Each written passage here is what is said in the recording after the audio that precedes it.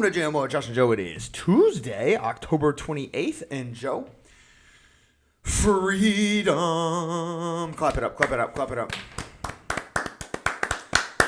We are finally free. Free of the tyrant that is Brian Kelly.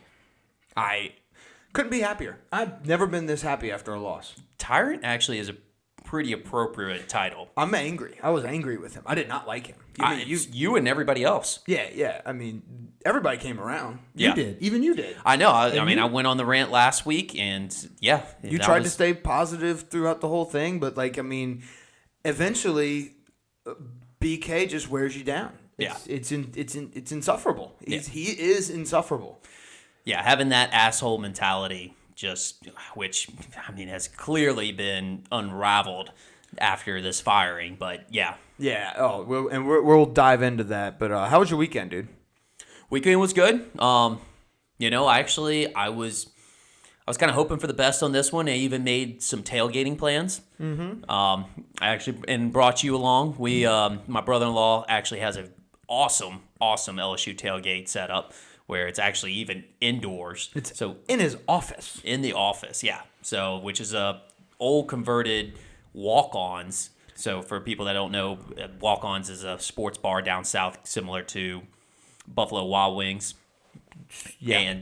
But more of like a Louisiana style with as far as the food and everything goes. But yeah, so their corporate office used to be headquartered in Baton Rouge. Of course, that's where the first location was.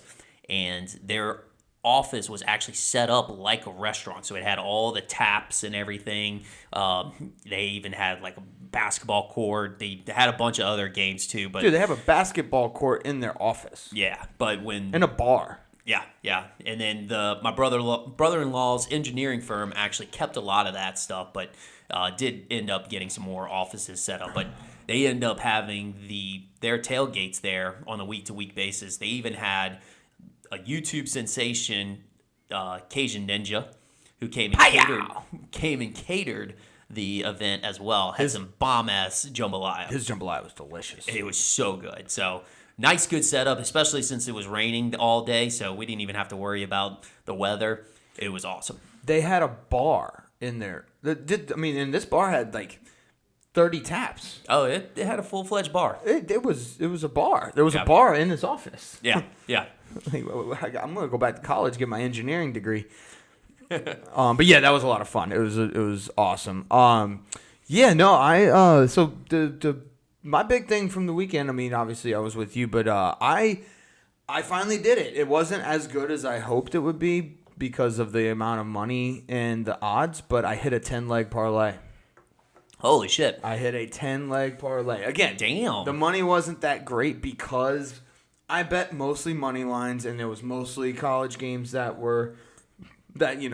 they were supposed to win. But still, even when I do that, if I do a 10-leg parlay, there's always one fucking upset. And I almost had that one upset. That one upset almost came with Virginia, North Carolina. No, you do it for the love of the game. Yeah. And a 10-leg parlay, man. Yeah, that's awesome. A 10-leg parlay. I saw one go through the hoop. Now I got the itch, man. I got the itch, yes. Okay.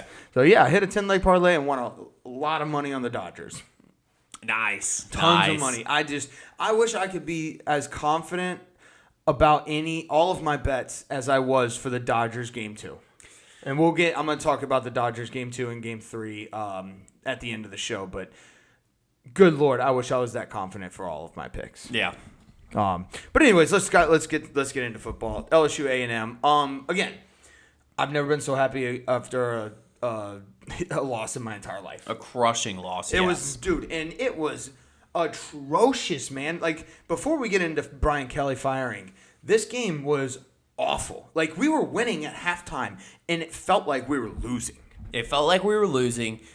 Yeah, at halftime. I don't understand how to explain that feeling. You know what I'm sure. I know, like, there was other people that had. Did you have the same feeling? Like, oh yeah, we had the same feeling, and even though we can't explain it, like, it was shown in the second half. Oh yeah, it was just so weird, dude. It was 18-14, and I was just like, this game should be like 34-12, something weird like that.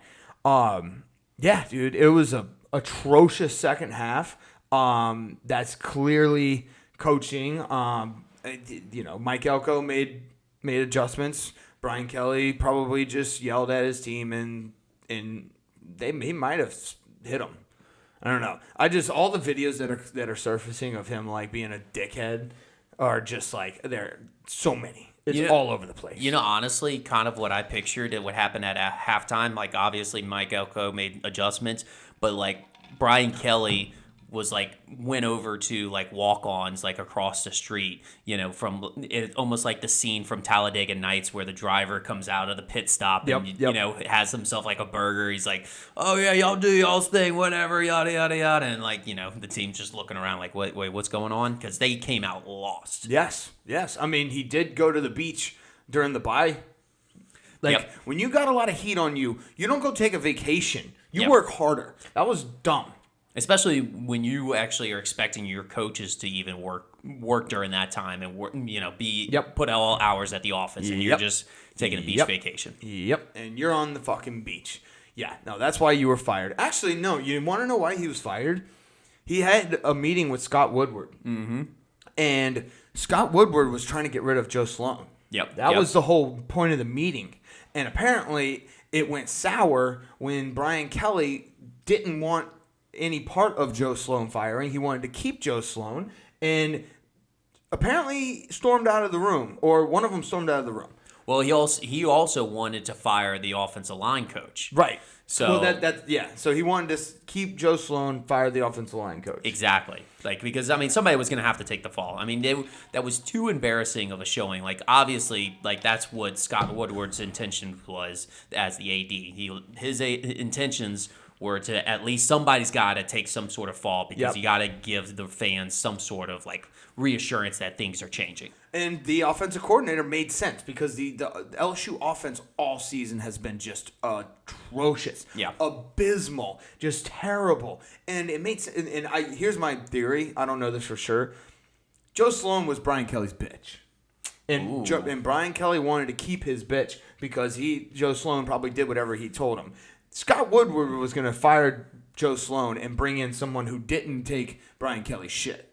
That's my theory. I think that's what happened. And apparently that meeting went sour, so sour to the point where Scott Woodward got together with whatever people he needed to get together with, and basically they had the second highest buyout of any coach. Yeah. And you do want to know how frustrated LSU fans are. Is that the $54 million buyout from Brian Kelly, there is reports that there is one private donor that's actually covering the majority of that entire buyout. Is it Todd Graves? I mean, that's what everybody's expecting. That's what everybody thinks. It's either Gordon McKernan or Todd Graves. Yeah. Because it ain't the Benson Foundation. But that's how pissed off they are. Like, it's like I will literally cover the entire buyout. Right. Just to have this man gone. Yeah, I kind of want to know who it is. I want to know who it is so bad. So we can just parade him down Bourbon Street. Yeah, dude. I mean, if it was Todd Graves, I would go eat at Raising Cane's for the next week and a half. I'd go for the next rest of the year. Yeah, at least. If it's Gordon McKernan, any legal problems I would have, I would go to his law firm. Yep. I would support because they did a very good thing in helping get rid of Brian Kelly because, good Lord, we needed it. I just thought it was crazy how Brian Kelly could have saved his job. But he could have if he wanted to. I guess he wanted to get paid to do nothing, which makes sense. I mean, maybe that was the conspiracy theory here, or maybe the actual truth is that he actually he was trying to get himself fired. Yeah, he didn't want to work here anymore. I mean, hence why he, during the bye week, he went on vacation. I mean, I guess maybe he wanted to quit, but he couldn't quit and keep all the money, so he had to do what he needed to do to get fired. Yeah, because, I mean, he walked up and down the sidelines, and obviously the cameras panned to him all the time because he was, getting angry all the time. But it looks like he was, yelling, but really didn't actually know what was going on during, the entire game. Didn't even have a handle on what the situation was. He was just mad at clouds. Just mad, yeah, absolutely. Which the special teams coach, I feel kind of bad for him. He got the brunt of the last game. Yep. Maybe rightfully so, but I don't know. Dude. I don't know. Maybe, no, not rightfully so. Nobody deserves that. No, that asshole. No. And I mean, kudos to A&M. They're a really good. What Mike Elko has done is, in the 2 years that he's been there, has been phenomenal. Mm-hmm. Like, he took over for Jimbo Fisher, who left that program just whack. It was just all sorts of messed up. Yeah. And he took it, turned it around, and now they're a powerhouse. Yeah. And they're definitely going to the playoffs. I don't think they're going to win it all. But I wouldn't be surprised if they won 1 or 2 games in the playoffs. Yeah, they could go pretty far. Thank God we have a bye week next week. Good Lord, I think I need it. I need a break from watching this team, and I think it'll do us good. I think I just need a break, and then when we come back, it'll be Alabama. It'll be Alabama. And you know what? This is going to be one of those games where we got nothing to lose, and the boys are going to get up for Frank Wilson. I really do. I don't. What do you think about the interim head coach, Frank Wilson?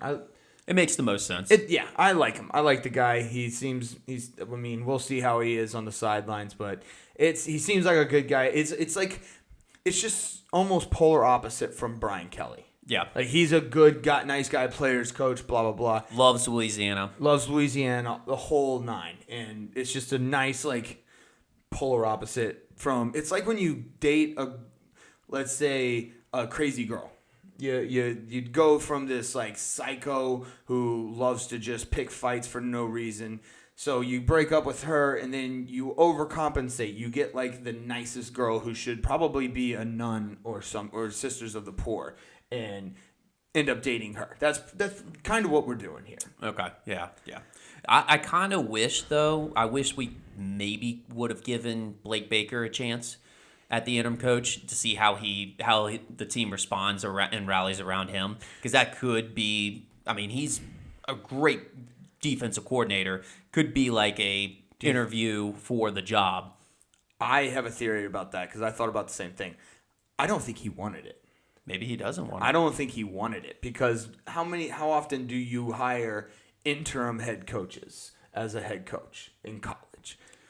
I think Ed Orgeron would have something to say about it. Yes, okay, but yeah, you're right. But my point is, it doesn't happen very often. Usually, the interim head coaches do not end up being the coach.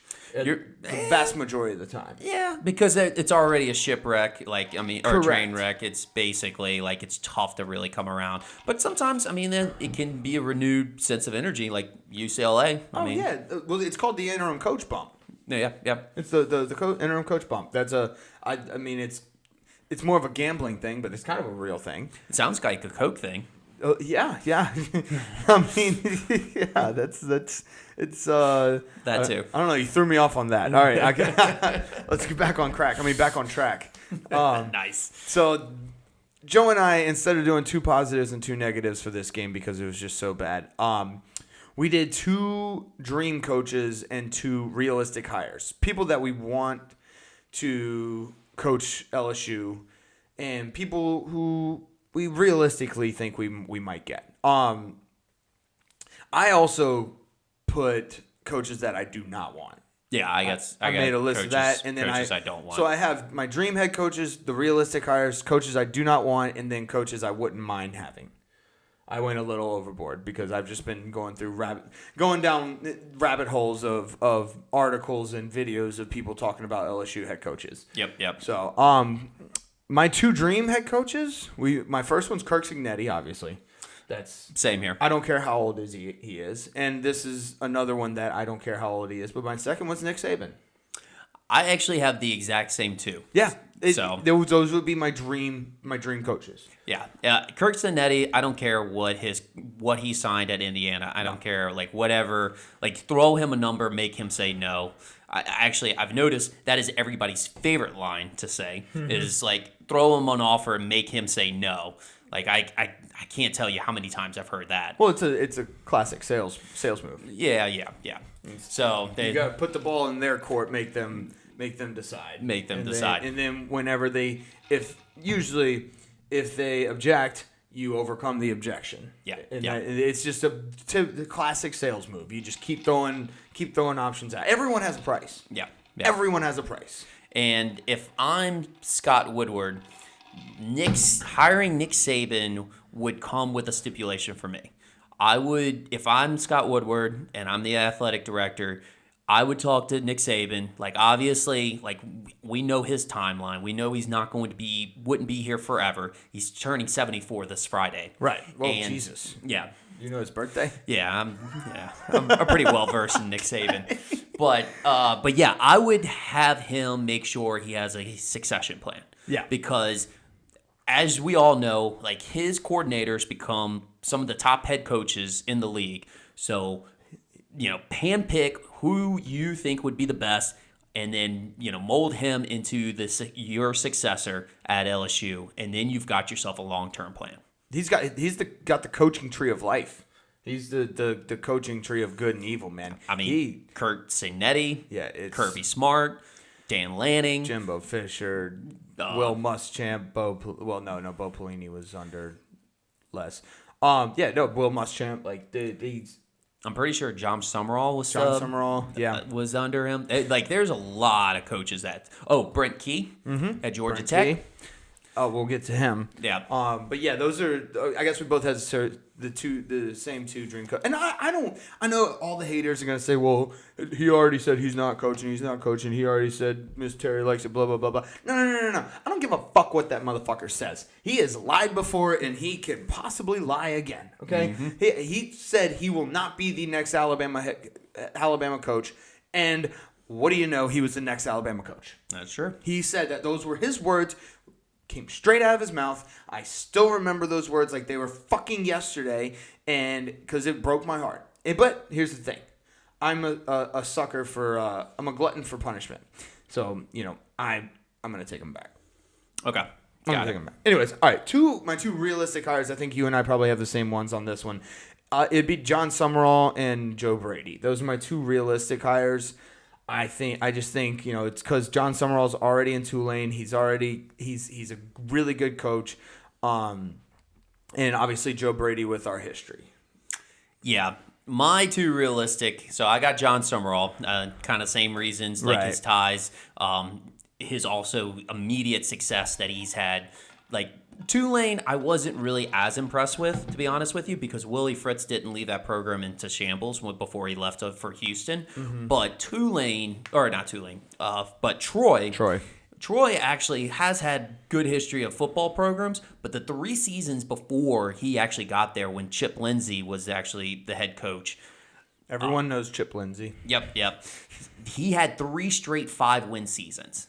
So, and then he immediately took them to a 12-win season his first season. So, that shows that he can turn a program around really, really quickly. And then I think he just has the mentality to embrace Louisiana, and I think Louisiana can embrace him. The other likely coach, though, I have is the hot name for everybody right now is Lane Kiffin. You think he's a likely hire? Yeah, I think so. It's because he actually does have interest in the program. He had interest in 2021, but Scott Woodward wanted to do a home run hire, and I mean, look, his daughter is dating the linebacker at LSU. That doesn't mean shit. I don't know. So with Sober Kiffin, putting a focus on family, yes, I think that goes a little bit more than you think. I don't know if that. Anyways, all right. Well, that's a good. I mean, look, I know he's been a hot name. I know he's been talked about. He's just on my coaches that I do not want. Do not want list. I've spent the last 10 to 15 years hating Lane Kiffin. Mm-hmm. I don't know if I can flip the switch like that. Okay. It'll be weird for me. I don't know if I could hate my own coach right off the rip. Like with Brian Kelly, I didn't like the hire initially, and we have proof. I mean, we were talking about it. I didn't like the hire initially. It seemed like it was a desperate hire. It was a desperation hire, in my opinion, because if you remember, Billy Napier got hired. Most of the other big name coaches that were available at the time got hired. He was kind of the only one left. That was why I had a bad feeling at first. I ended up turning it around. I came around, and I was supporting Brian Kelly for as long as I could, and this year broke me. Yeah, and I mean, he actually was more of a surprising candidate though too, because we kind of didn't think he was leaving Notre Dame. Right. I thought he was going to stick with Notre Dame too, because Notre Dame's one of those programs that, I mean, they could shell out money, any type of money they wanted, and it's just a prestigious university. Like, yeah, you just don't see people just leaving. Yeah. Now, with that being said, I wouldn't mind Marcus Freeman. Yeah, I know that's been thrown around a lot. It would be funny if we poached 2 Notre Dame quarterbacks in a row. 2 Notre Dame coaches Or in a row. coaches, yeah, sorry. Yeah. I know what you were talking about. Yeah. But, that would be hilarious. That'd be so funny. But I think that's an agent thing. I think his agent's just snooping around to get some extra cash. Absolutely. There's going to be a lot of smoke screens like that. Who do you not want LSU to hire? So, actually, one of your likely coaches I actually have is Joe Brady as coaches you don't want. Well, okay. So my likely hires doesn't mean I want them to be hired. I'm not it wouldn't be the worst thing in the world, but I don't want it. Yeah. I think everybody's just envisioning too much of 2019. Yes. That they're overlooking a lot of like factors that could just kind of be detrimental and like hard to overcome. He's never been a head coach anywhere. Also, I mean, if we're being quite honest, what's his name? Steve Ensminger? Steve Ensminger was the offensive coordinator. He was the one calling the plays. Yeah. Joe Brady got all the credit. I think that's why I agree with you. I don't want him as a head coach.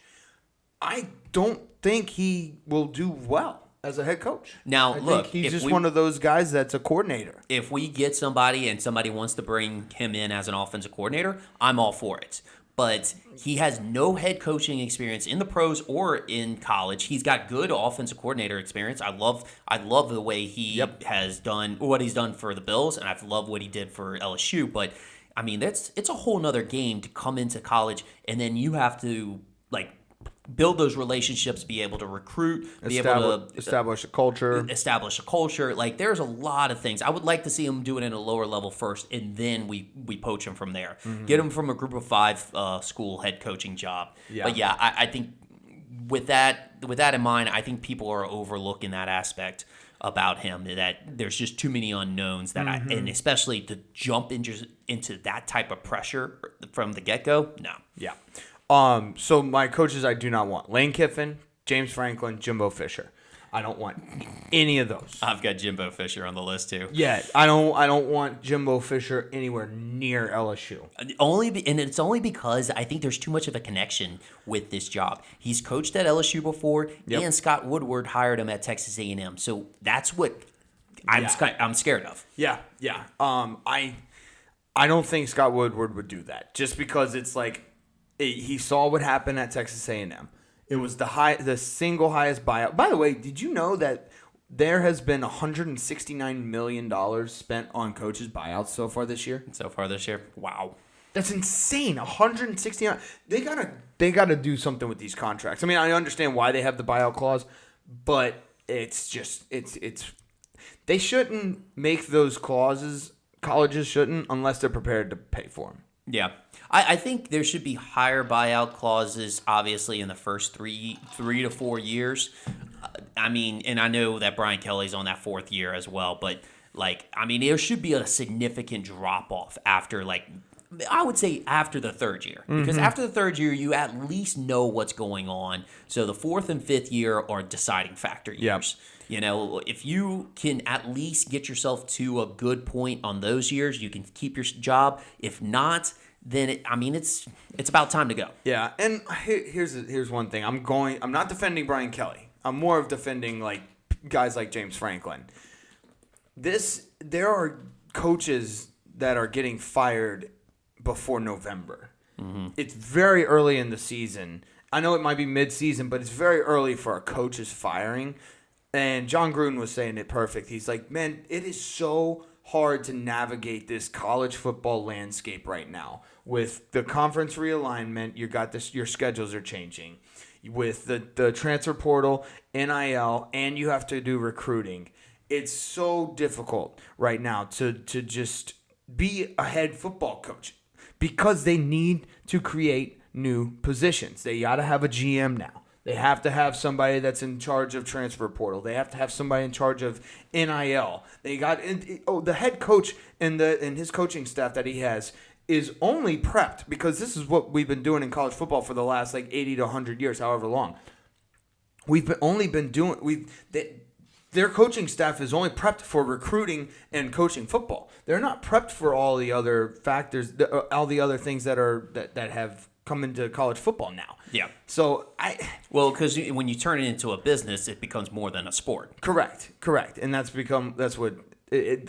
you know what, and that's why I was against NIL, I was against transfer portal initially, but now that it's happening, I have accepted, and I think we need to move into something more like the NFL. And that's why I think there should, I know I've said this a bunch of times, but 4 major conferences and create 2 divisions in each, then we kind of make it like the NFL almost. So that's my whatever. Anyways, coaches I wouldn't mind having. Jeff Brom from Louisville, from Louisville. From Louisville. That one was kind of on the lower end of things. Eli Drinkwitz also. My one guy that I think I might like is Brent Key. I'd like Brent Key as well. What he's doing at Georgia Tech right now is incredible. Yeah. They're undefeated right now. I will have to say that these programs have been very, very smart. Like Georgia Tech, Louisville, let's say, I know there's another one out there that I can't. Oh, Vanderbilt. Clark Lee. Yep. These programs have been very, very smart and strategic in knowing that they've been kind of a step-up program for a lot of coaches. Yep. And what they've been doing is been hiring alumni from their school, which that's what you got with Jeff Brom at Louisville. You got Brent Key, same at Georgia Tech, and then Clark Lee with Vanderbilt. It's hard to see them actually leaving those schools. Yep. And that's a great win for those schools because now you have got yourself a awesome coach and he's got ties to the program. He's not going maybe the most amount of money in the world may pry him away, but that's going to be a lot, and that's going to be a huge program. Maybe an LSU, but at the same time, it's going to take a lot for somebody to pull him away. Yeah, like I said, everyone has a price, and those guys are just the price will be higher because sometimes the heart wants what the heart wants, and when you go to a college and you put you love a place, I would go if I was a head coach. In my mind, because I've been an LSU fan my whole life, LSU could pay me $1 and I would coach there. Exactly. So they wouldn't need to pay me very much for me to stay there. Same with all those other guys. Exactly. So you're right. That's very, very smart of them. Those are guys I can get behind. I agree with you on that.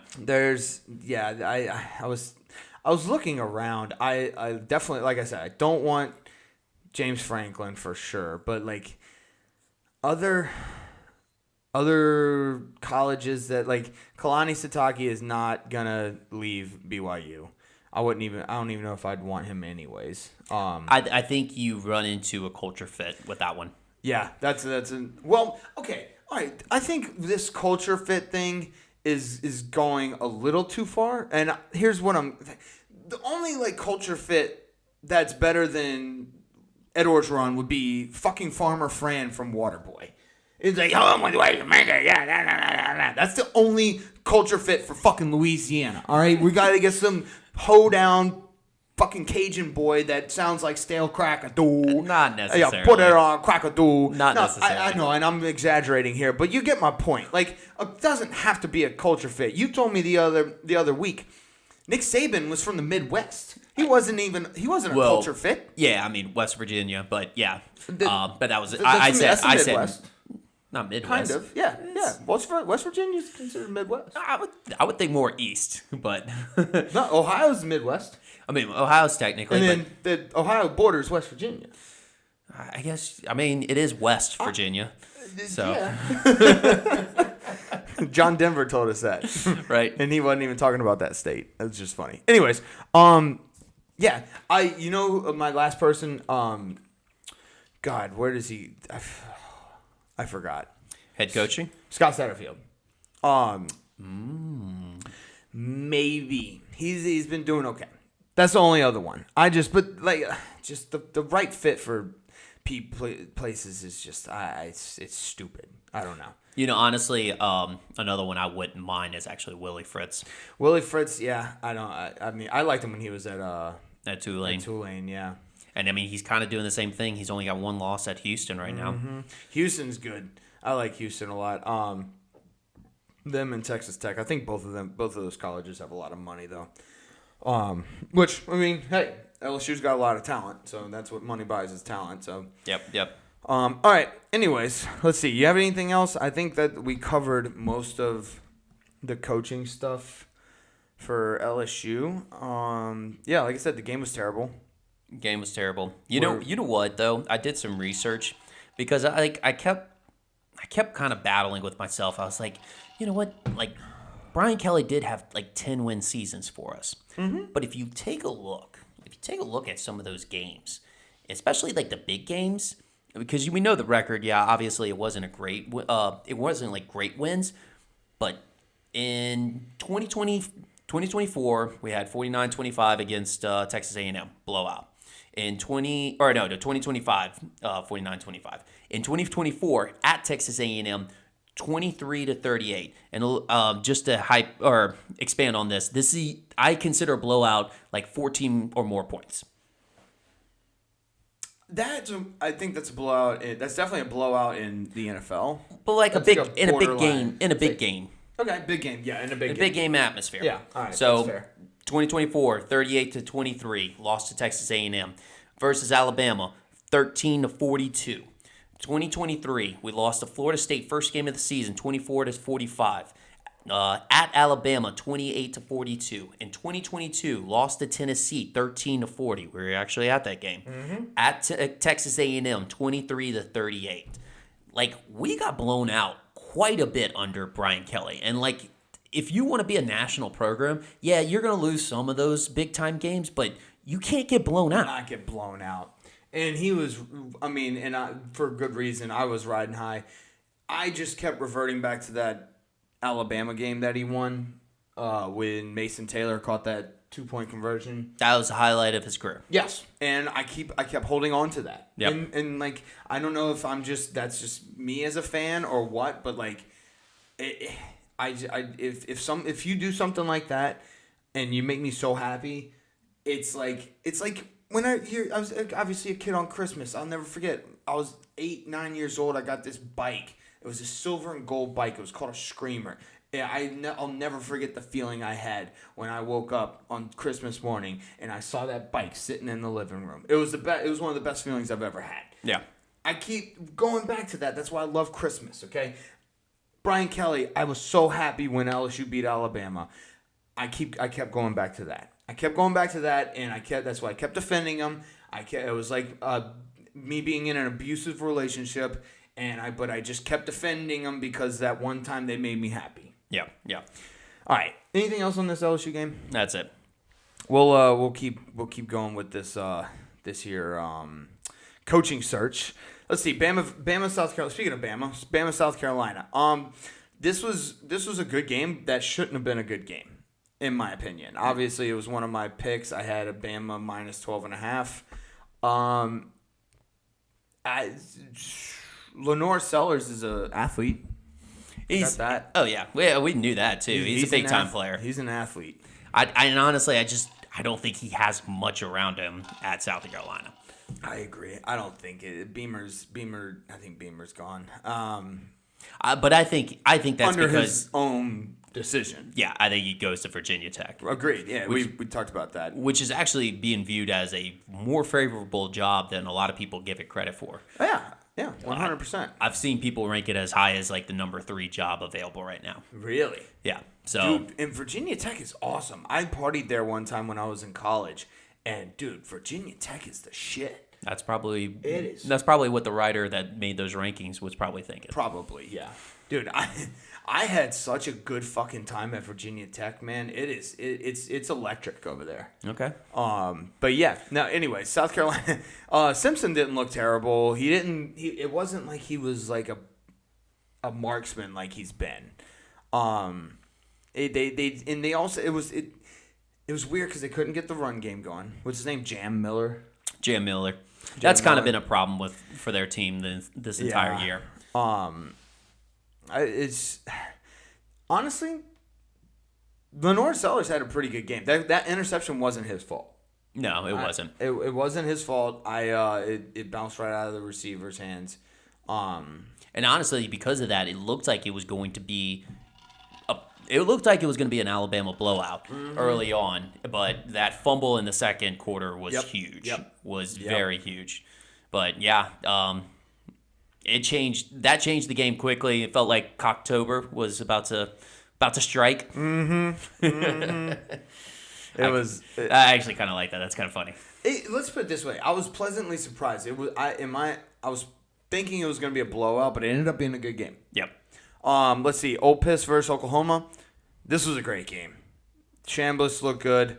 I don't like saying that very often because I hate Ole Miss, but yeah. I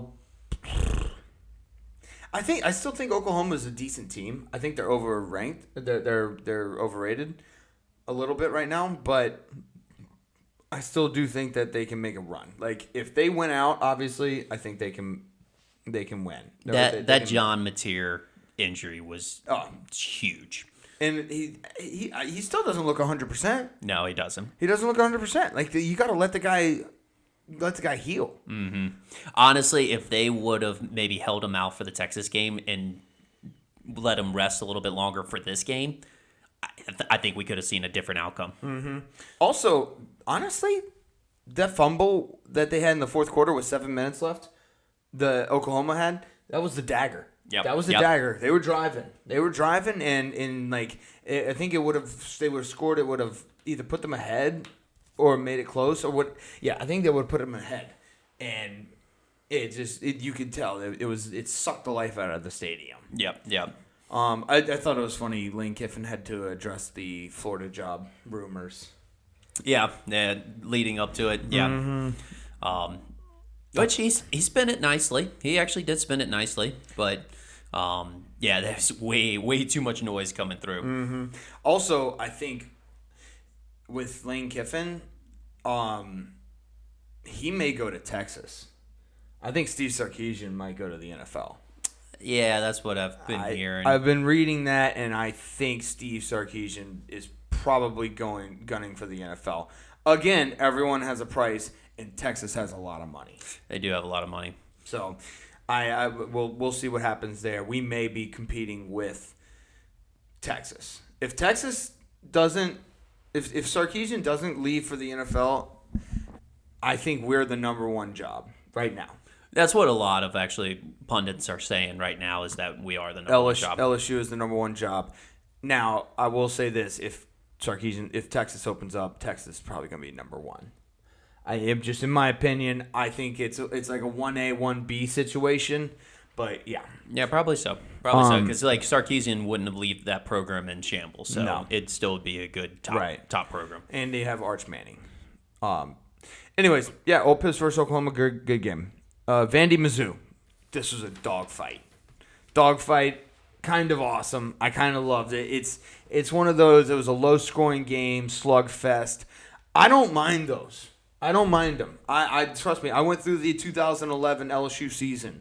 I'm here for a dogfight. I'm here for a slugfest. I like it. You know, it's like it's basically just guys doing the Oklahoma drill and just ramming into each other the whole time. There's not a lot of offense. The box score doesn't stand out to you, but it's grit, it's grimy, and I kind of love it. I love that style of football sometimes. It adds more prestige to the scoring. Yeah, Like, exactly. And I know I've mentioned this a while back, but anytime you have a low scoring game like that, touchdowns are hard to come by. So you get so amped up, even more so whenever they happen. But yeah, I did hate the fact that Bo Prabula. Yep. Words are hard. You got it. Getting hurt at the start of the third. Yeah. I almost think. I know it's Eli Drinkwitz's mojo, his strategy to go for it on fourth down. I almost think you had to kick that field goal with the way that the game was going, like low scoring game. Yeah, with how close it was. Yeah. Yeah, I believe it was tied at the time. Maybe was it 3-3 or something like that, or 3-0? I had a hard time watching this game. It was like I had, and the beauty of our little tailgate that we went to, there was 5 different TVs playing 5 different football games. Yep. I was sitting there at an open bar watching 5 different football games, and I was loving my life. Yeah. Eating delicious jambalaya. It was unbelievable. But yeah, that was yeah. What a heartbreaking way to lose the game, by the way. Yeah. That was insane. Hail Mary. He caught the ball, which they didn't even think he caught the ball at first. He caught the ball, but was too short of the goal line. Yep. Golly. And the wide receiver knew, too. He knew. He knew when he got up, because, typically, sometimes they'll even try to fake it, even if they don't know. But, he knew. He came up, and he just wasn't even celebrating. That was tough. It's tough. It was a good game, though. This was crazy. Apparently, you know the comedian Nate Bargatze? Of course. Okay, he was on Game Day. Game Day was in Nashville. How often is Game Day at Vanderbilt? Well, I think the last time was 2006, was it? Okay. Or maybe With a Jay little Cutler? bit. Yeah, but maybe a little bit sooner than that with James Franklin. My point, I just know Nate Bargatze was talking about 2006 when he first saw it. That's my point. It doesn't happen very often. It's not in Nashville very often. You could tell Nate Bargatze was so pumped to be there. He was like, "This is a dream come true." He didn't think he would ever be able to do it because, first of all, you got to become a celebrity. Then, second of all, you have to be a pretty big celebrity while Game Day is in Nashville. And then the stars have to align. It was awesome. Nate Bargatze is... It peaked. It peaked. He's such a good comedian. I love him. I'm glad he got to experience that. And you could tell, he was a diehard Vanderbilt fan. You could tell he didn't really have much time to, watch college football nowadays. But, his takes were still funny. Yes. Let's see. You got anything else on college football? There was, for the most part, there wasn't really anything else that kind of stuck out to me. No, that's about it. All right, let's go to the picks. Dude, I think we are doing work on the JMO specials. JMO specials are going. JMO specials are hitting, dude. Let's see. We had, what were we?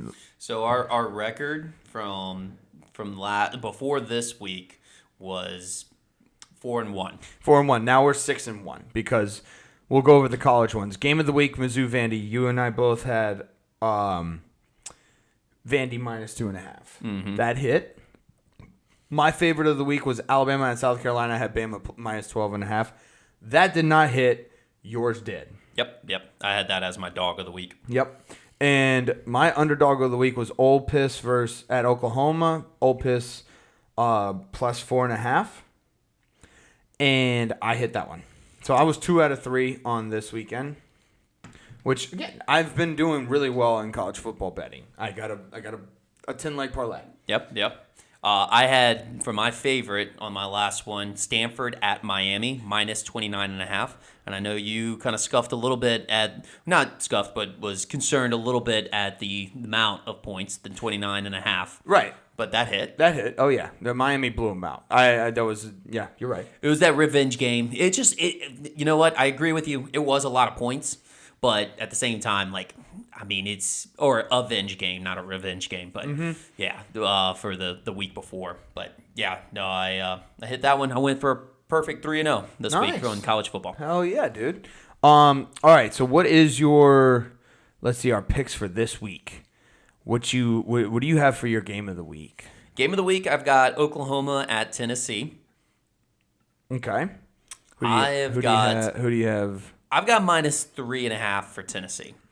Okay. I know Oklahoma's strength is their defense. I like the offense for Tennessee at home versus the defense. If it was at Oklahoma, this would be a entirely different story for me. And then I don't know. John Mateer still has to show me something a little bit more. Yeah. I didn't do that, but my game of the week was Vandy at Texas. I have Texas -1.5. I think Texas is going to come out and play like they played against Oklahoma. Okay. I think, and like Vandy's good. The Diego Pavia story has been great. I just think the talent up and down at Texas is way better. Way better than LSU. Way better than Vandy. So that -1.5. You could probably up it to about 6.5. Way better than Mississippi State in the fourth quarter with a 17-point lead. I mean, it's kind of spot on. Yeah.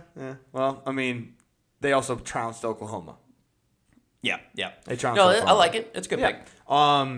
What's your favorite of the week? Favorite of the week, I have got West Virginia at Houston. And Houston to blow them out. Yep. Yeah, I don't blame you. West Virginia's terrible. Isn't it like 13.5 or something? -13.5. Yep. Yeah. Okay. Yeah. I don't blame. That's a great pick. Great pick. Houston's gonna smoke them. My favorite is Penn State at Ohio State. Ohio State -20.5. I think Ohio State's gonna beat the brakes off of Penn State. Dang. Yeah. I don't think it's gonna be even close. Even with the interim coach type of No. mojo. They haven't been doing well. The interim coach bump bump? has not been there. They must have got some fake shit. Okay. They got some fentanyl in their shit. No, they got fake shit. Fentanyl, they die. Well, I mean, maybe that's their season. Maybe they dead. Their season's dead. Yeah, they got fentanyl. I wouldn't be surprised if this game was like 56-3. Okay. I really wouldn't. Underdog of the week. I'm gonna go opposite of my favorite love of the week last week. So I've got Miami at SMU. I've got +12.5 for SMU. I thought about that one. I kind of like SMU's pretty good. They are good. I mean, Rhett Lashie is a hell of a good coach, and I 12.5 points. I think that's a lot of points. I think they can play them close, especially at home at Dallas. I agree. My underdog of the week is Mississippi State at Arkansas. I have Mississippi State +4.5. I like what I saw from them against Texas. I love Jeff Lebby. Arkansas program is kind of messed up. They're figuring shit out. Yeah, they don't have a defense. No, and even though it is at Arkansas, I still think Mississippi State covers for sure. Yeah, I'm gonna take the points. All right, so we don't have anything the same there. All right, well, that's what makes the JMO special. Exactly. All right, NFL Saints versus Bucks. Fuck this game. This game sucked. I'm gonna keep it a buck like Cam Ward. I'm gonna keep it a buck. We ass. Okay. We ass. We're not good. But we're gonna start with our two positives. Okay. My first positive is we stopped them on the goal line for 7 plays in a row. That was electric. Yep, I fucking love that goal line stance. It's like Demario Davis is my favorite player in the NFL right now. Yeah. He is fucking amazing. I fucking love him. I love him to death. It's like I love him more than Alvin Kamara now. I loved Alvin Kamara. But yeah, that's my first positive. What's your first positive? Yeah, I have the same thing. The defense is still fighting. I mean, 7 times at the 1 yard line. I mean, I feel like they're still putting us in a good position. Like, you got to be able to drive the ball a little bit to help your defense. Yeah, absolutely. And just like they put up 30-plus points, but like you said, you have to keep the defense. Like you have to keep their defense on the field so your defense gets a rest. It's simple. Yep. My second positive, this one I had to dig pretty deep for, but if the season ended today, we would have the first pick in the draft. Okay. So first pick in the draft. I like that. Okay, I guess that's a good positive. My positive was we got a first look at Tyler Shuck, and I think it was the right call. What was the right call? Putting Tyler Shuck in. Okay. At the time that he did. I like the quarterback to kind of wait for the most part. My biggest thing is that I know that Tyler Shuck is getting the starting job this week. They've already made the announcement earlier today. Yep. But I would go back to Rattler. Because then you show Rattler like, hey, you are our starting QB, but we really needed some sort of spark going into the game. But I want to go back to you to see if you can prove yourself again. Because Shuck, I mean, what are you really going to get out of Shuck this year? I mean, maybe you get some playing time, but we've seen that be more detrimental to a quarterback than actually just waiting. Yeah. Look, and honestly, that's a great segue into my first negative. He didn't look great. No, he didn't look great. He didn't look great at all. And I mean, I see the writing on the wall. He's going to be a glorified backup for most of his career. That's just he's going to get a shot. He's going to end up he's going to be a Luke McCown. He's gonna get a shot. He's not gonna be starter material, but he's gonna be good on the scout team. He's gonna be good in practice. He's gonna be good as a backup. Is that because he looks like Luke McCown? Okay, leave me alone. Leave me alone. Leave me alone. Okay, this is a good take, and you're ruining it. I mean, maybe it's a even better take now. Yeah. All right. Well, what's your negative, hater? I mean, there's a lot of negatives on there, but we've got to cut down on the turnovers. We got to hold the ball. Like, I mean, you ain't gonna do anything. You're not gonna do anything in the NFL, regardless of what type of talent if you don't hold on to the football. Correct. Yeah, 100%. You can't turn the ball over like that, and you can't have somebody just manhandle you, like literally steal the ball out of your hand, like you're a bully at lunch. And then just waltz into the end zone by stiff arming you. Like, Come on, Rattler. Yeah, that one's tough. That was bad luck. That was tough. He's gonna have to pull a Justin Fields and go cry in his closet. Oh gosh. My other negative was I know you said the defense is fighting, and I agree, but it's also starting to seem like the Saints are kind of giving up, and I just kind of got that vibe from them in the second half. It was almost it's like it's almost like they're losing it. They're realizing, hey, we're fucking ass. We suck. And it's starting to creep in. Like the newness of Kellen Moore is starting to wear off. But I mean, except for Demario Davis. Demario Davis just loves hitting people. Yeah. He gets off on like just caving some dude's skull in. Mm-hmm. When we played the Giants, he hits Cam Skattebo, which we'll get to him in a little bit. But he hit Cam Skattebo. He jumped up. He was live. Oh, he wasn't live, Mike, but the mic caught it. He's like, "Whoa, this is a grown man game. Grown man's game." I love it. He just loves hitting people, and he's my favorite player in the NFL right now. He loves physicality. Yes, yeah, and that's. If we could just create an entire football team, just clone Demario Davis, I'd be okay with it. Yeah. But yeah, I think we're starting to give up a little bit. That's my only issue here. What you got? As far as the negatives. You said turn the ball over and then one more. Did you have one more? Because there's a lot. Yeah, I think it was just more so it's going to be a long year for the Saints. Yeah, I know. If we can manage like 2 or 3 more wins, I'd be happy. And but also, I wouldn't be happy because I kind of want the number 1 pick. Yeah, I'm still kind of on the opposite side of that. I would like to see, like, because I think this, like you said, with the morale of the team, like, this is going to be a big pivotal coaching point for Kellen Moore's career. Yeah. Like, if he can get this team to rally and get a couple of wins under their belt, I think that's going to do more for morality than, having the number 1 pick. Yep. Like, if you can rattle off, like, 3 or 4 wins in the last 5 or 6 games, that would be huge. Yeah. That would be massive going into next year. You're still going to get a top 10 pick. Yeah. You're still going to get, like, a good player. And Loomis is still going to fuck it up. Yeah, that's true. But that's a whole other thing. Kellen Moore can't control that. I honestly think Kellen Moore will have a little more say in this. He could. Because he's going to want his players. Yeah, I'm just ultimately it's not his decision. And look, Dennis Allen, I know we talked about this. Dennis Allen, great guy, great defensive coordinator, not a great head coach. And he didn't have any say in that. That draft room, he didn't have any say. Because honestly, I don't think he knew what he was doing. Mm-hmm. That was it.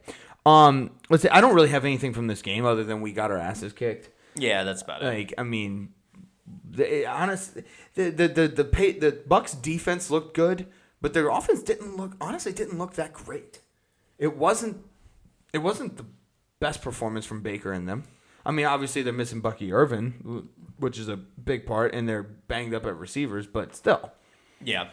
The last thing I have from this, I'd rather trade Olave rather than Shaheed. Really? Yeah, but I mean, it's looking like we're gonna trade Shaheed. Obviously, we'll see what we get out of him. But as much as I hate it to say it, but I was hoping we would trade Kamara, but we're not doing that anymore. Yeah, I would just rather trade Olave. I think we can get more out of Olave than Shaheed, especially with the way Olave has kind of been playing. Yeah, we definitely could get more out of him. But I just feel like you can still get a good bit out of Rashid Shaheed, but I think Rashid Shaheed really only just takes the top off the defense. I think ultimately that's kind of... Which is necessary. You need somebody like that. Yeah, but you can get another speedster. Oh, yeah. I mean, ask Andy Reid. Yeah. He seems to get one every single year. Every single year. Yeah, you're right. But yeah, you got anything else on this? It was just tough being a Saints fan right now. Yep. That's tough life. Hey, Groupie is coming around. I think he's getting a little more groupies. He is getting some more groupies. So okay. yeah, right. my take has aged kind of poorly, but it was funny though. It was a good headline. It was funny. Yeah, I liked it. Let's see, Jets versus Bengals. The only good game we had this weekend. The NFL slate sucked. It was a bad slate. There was a lot of teams on bye, a lot of good teams on bye, and just blowout after blowout after blowout. But we did have the Jets get their first win. Their first win. Yeah, yep. Unfortunately for us. Yes. Or no, fortunately. No, fortunately for us. Fortunately if we're going to go, yeah, because if we're going to lose out, we're going to want the Jets to win at least one. But yeah. I mean, did you see what's his name? God, the owner of the Jets, Woody Johnson. Woody Johnson. Yeah, did you see him throw Justin Fields and his team under the bus? Oh yeah, he definitely threw Fields under the bus. Maybe that works. Maybe because I mean, think about it. You unite everyone against you. Sometimes having a common enemy is a good thing for uniting a team. Okay. Well, yeah, so you berate your quarterback. He goes and cries into the closet, and then, it gets them angry. So, like, I guess it's what the stages of grief or stages of being bad quarterback or redeeming yourself as a quarterback. So, like, get yelled out by the owner, go cry in the closet, bring out the anger from inside of you, rally up the team, get your first win. Cool. All right. Well, there you go. That's the protocol for winning a stages. football game. Stages of your first win. Okay. Cool. Yeah. Well, Gail, take notes. No, Jerry Jones hasn't been doing that. Never mind. He's been all over the place. That was an all-time collapse by the Bengals at the end of the game. The defense is really bad, but we already knew that. It was the only good game. I had to bring it up. I didn't really have much, except Joe Flacco got me a lot of fantasy points. I feel like Zach Taylor's now in the hot seat. I think Zach Taylor is definitely on the hot seat. I don't agree, but please tell me why you think so. Just because, like, I don't know. Like, it feels like every time we lose Joe Burrow on this team, like, it's like, oh, the Bengals are out. The Bengals are completely out. And, like, I don't know. You want to be able to, as a head coach, to navigate through those tough times. I see what you're saying, and that's also because, like, they're trash. They're not good. They're not a good team. It's a testament to how good Joe Burrow is. That's all it is. And because their defense has been atrocious. We know that. Their defense has been garbage. Their offensive line has been terrible. They have great receivers and great running backs and a great quarterback. That's about it. It's all on the offensive side of the ball. Yeah, that's and I mean, like, they can complain all they want about. Yeah, we spent money on T. Higgins and Jamar Chase. Dude, Jamar Chase, when you throw him the ball, he catches it. He's literally always open. T. Higgins, really good. Maybe overpaid for him. Chase Brown, awesome. Joe Burrow, awesome. Like, now figure it the fuck out on defense. Figure it the fuck out. I think it's more. The reason why I disagree is because I think it's more of a front office thing than a Zach Taylor thing. But yeah, you're right. Anytime Joe Burrow goes out now, it's just you right off the Bengals. Yeah, but and this was a game that, like, I mean, when you're navigating through a sensitive time like this, and you just got yourself a big time win, against the Steelers on Thursday night. Yep. And Flacco still performed very well. They scored 38 points. You almost gotta have to win this game. Yeah. I mean, and like I said, they kind of collapsed at the end. I'm not saying he's gonna get fired. I'm just saying the seat's got to be getting a little hot. So it's on the seats on like low to like the 1 or 2 setting on. It's like a simmer on the burner. It's on a simmer. All right, cool. Yeah, well, congratulations, Jets. You got your first win. Dolphins versus Falcons. This is the next one I had. I don't really have much on this except we called it. The Falcons are full of shit. I know they started Kirk Cousins, but I think they are full of shit. They're dog. They're fraudulent. I don't like them. I mean, everybody knows I don't like them, but I don't think they're done. I also think Kirk Cousins might be done. It might be time to hang up the cleats. Or conspiracy theory: did Kirk Cousins purposely suck? For why? So he could get traded. Because with that contract right now, I mean, a lot of teams can't go anywhere. A lot of teams are not going to give up a lot for him. Mm-hmm. But if he sucks, then the Falcons understand that his trade value goes down. They're not going to be able to get as much. They know they're not going to be able to get as much out of him. They might just settle. He gets to another team. Yeah. He's already came out and said he wants to be a QB1 again. Mm-hmm. And he knows that's not going to happen at Atlanta because they've already moved on. They've gone to the Penix guy. The penis. Big Penix. The big Penix guy. Yeah, yep. I like that theory. That's a very good one. Yeah. He might be playing chess. Look at big brain Kirk Cousins. Did McDaniels keep his job? That's the other thing I had. Did Mike McDaniels keep his job? Because Miami actually looked really good. Yeah. Did it take abusing Tua for that to happen? Maybe. Look, I guess there's a trend here. Abusing your players, like verbally abusing your players, throwing them under the bus, is a recipe to success in the NFL. Or physically abusing them? Because you saw Tua's eye. No, I didn't see Tua's eye. Tua's eye was like swollen. He played this game with one eye. Oh. Basically. And then whenever he had the press conference right after, he sounded normal. It's almost like it cured his CTE. Oh, interesting. Maybe you know how like snipers when they shoot a rifle they close one eye to see to be able to see better? Oh, maybe that was what it is. Maybe Tua just needs to play with an eye patch. Needs to play with an eye patch. Mm-hmm. Too bad he's not on the Bucs. Oh, that would have been perfect. Yeah, you can't Dolphins with the fucking eye patch. With an eye patch, yeah. It's got to be the Buccaneers. Yeah, it's got to be the Bucs. Let's see. Let's go to the Chargers versus Vikings. Carson Wentz might be the worst quarterback in the NFL. And I know this isn't like flat, like this isn't breaking news or anything, but I just had to say it. Yeah, but Carson Wentz was hurt. He was hurt that entire game.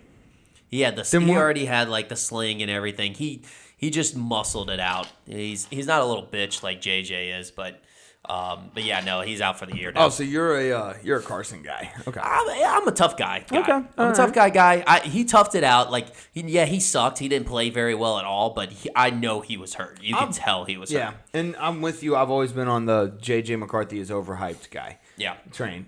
I just don't think he's as good as advertised. There was not enough tape. It was like the Anthony Richardson, not enough tape. What the fuck did you see in Anthony Richardson at Florida that made you think he was going to be a good NFL quarterback? They saw that 360 pass, and that was about it against Utah. In the combine. The combine. Oh, never. Nope. Not even going to get into it. They got Indianapolis Colts got Jamarcus Russell. They got Jamarcus Russell. Correct. Yep. Yes. But now they have Daniel Jones. So which is wild. They're the fact that the Colts are like the best team in the NFL right now is mind-boggling. Yeah, it really is. They are so fucking good. The main reason why, well, first of all, this was a get-right game for the Chargers. They needed this. The second reason I brought this up was because it made me think of Adrian Peterson. You saw he got arrested for drunk driving for the second time in 7 months. It's crazy, man. You got to put down the bottle. Dude, he was arrested at 9 a.m. He was parked near a gas pump, and he was sleeping with the car on. And said he was coming from a poker game where he said he had a couple of shots of vodka. Was that poker game thrown on by Chauncey Billups? I mean, we'll get to that. I can't wait. But yeah, no, that was it. I just thought that was insane. Like, you're fucking Adrian Peterson. I know you have millions of dollars. Get a fucking Uber. Yeah, it's not that hard. I get a Uber and I don't have millions of dollars. What's the worst that's going to happen? They're going to be like, "Oh, you're Adrian Peterson. Oh, I love you." Like, pretty much. That's basically all you have to do. He's in Houston. That's where he's from. Yeah. Everybody loves him there. Yeah.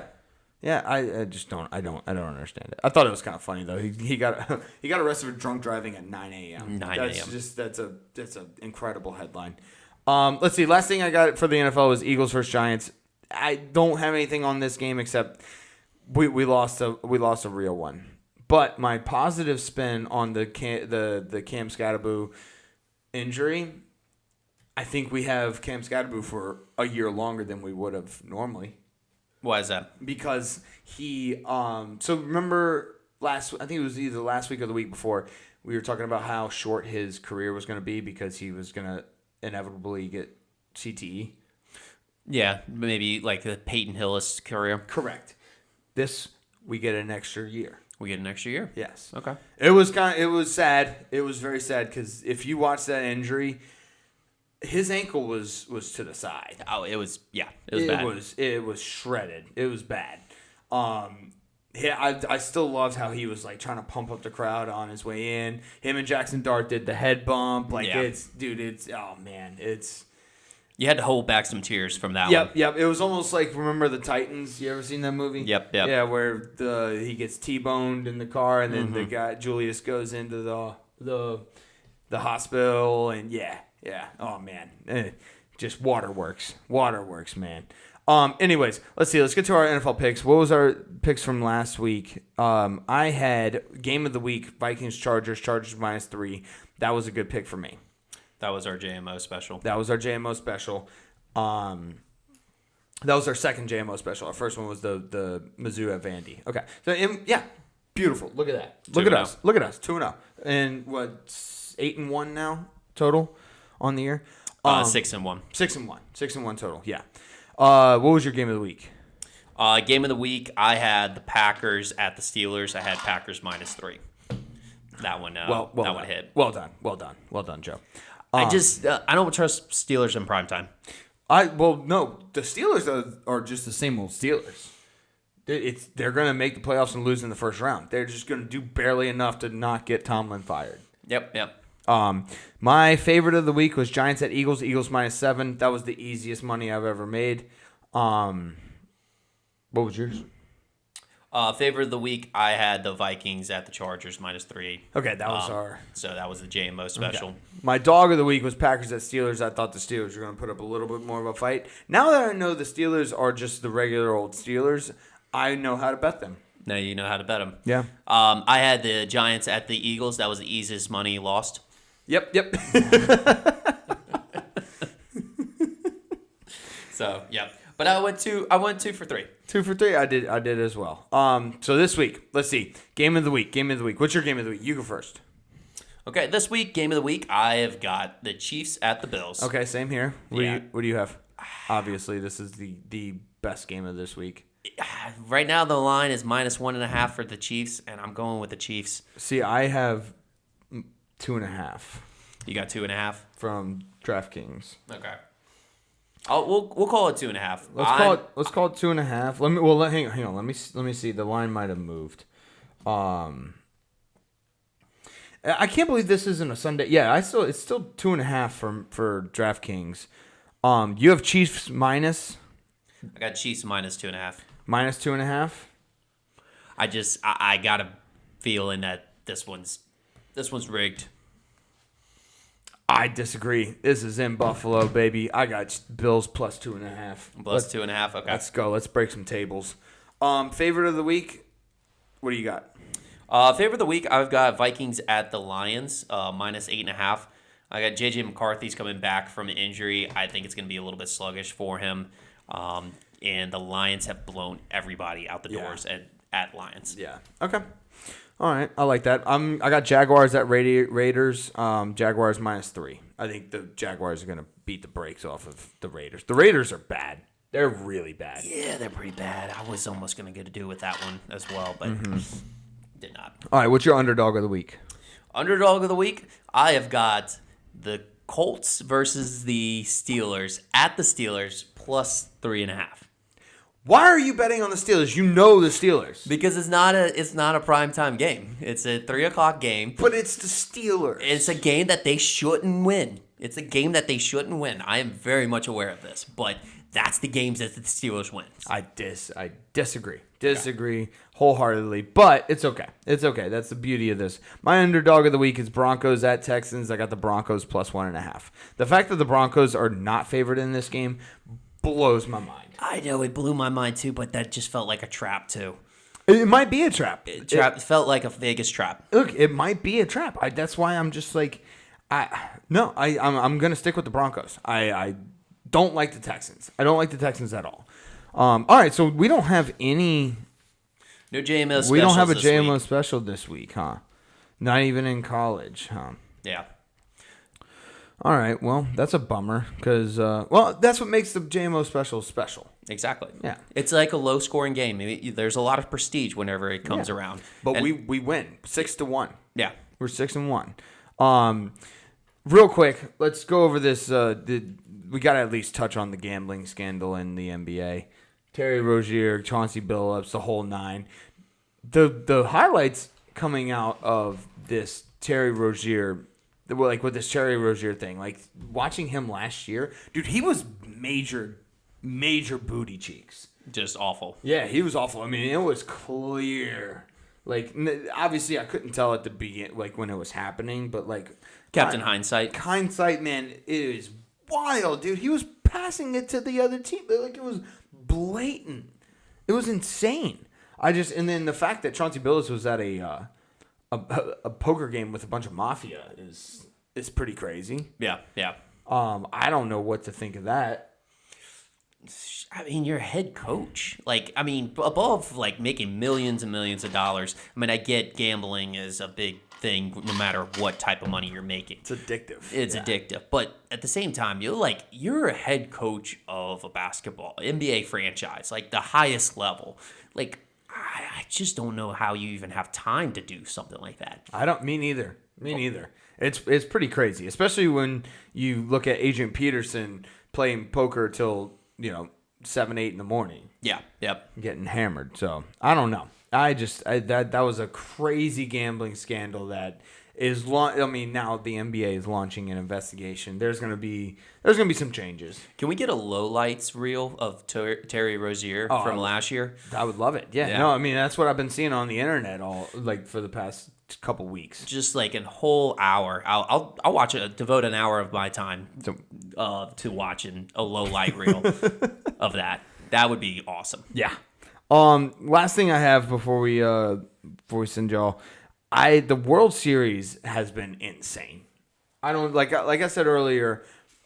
The game 2 was. I've never been more convinced that the Dodgers were gonna win. Fuck Canada. I'm pulling for the Dodgers. This is an America versus Canada war. Yes. Yeah. 100%. Fuck Okay. Canada. Yamamoto pitched a complete game, all 9 innings. Unreal performance. He had 100. It was almost right at 100 pitches for a complete game. You never see that. Most pitchers nowadays who go a complete game have 120, 130 plus pitches. Yeah. Unreal performance by Yamamoto. Now, the big story. is Game 3. 18 fucking innings. And Freddie fucking Freeman does it again. Does it again. That's not even the crazy part. The biggest stat was Shohei Ohtani. He went 4 for 4. 2 home runs, 2 doubles. The biggest part, he got on base 9 times. He got on base 9 times that game. He was intentionally walked 4 times. He was walked 5 times, but he was intentionally walked 4 times. That's some Barry Bonds shit. That's wild. We are watching the best baseball player of all time right now. He's awesome. Like, they literally, it wasn't even a question. He didn't even have to put on his gear. Yeah. It was go. Just go to first base. And then he was trying to steal second. It was unreal. And he got on base 9 times. And it was crazy. The Dodgers went through their entire bullpen. Like, even Yamamoto, who pitched 2 days earlier, was warming up. Jeez. There was no one there. It was unbelievable. Crazy. I couldn't do it. I had to go to bed in the 14th inning. Like, it was too much. But this World Series has been absolutely insane. We're watching the best baseball player of all time. I mean, obviously this is arguably the best baseball player of all time. And we're starting to witness possibly the best basketball player of all time. Yeah. In Wembanyama, for sure. Unbelievable. We're coming into another era of great sports. And I fucking love it. I am here for it. You got anything else, brother? I think that's about it. All right. We'll see y'all next week. Probably going to be on Monday. Yeah, probably going to be on Monday, huh? With a release on Tuesday. Yep. All right. Love y'all. Later.